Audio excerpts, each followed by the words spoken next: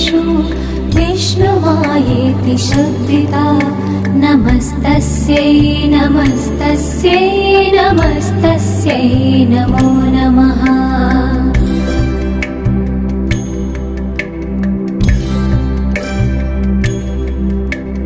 या देवी सर्वभूतेषु चेतनेत्यभिधीयते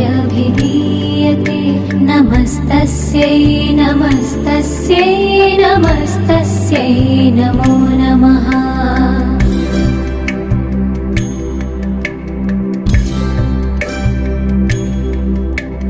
या देवी सर्वभूतेषु बुद्धिरूपेण संस्थिता नमस्तस्यै नमस्तस्यै नमस्तस्यै नमो नमः।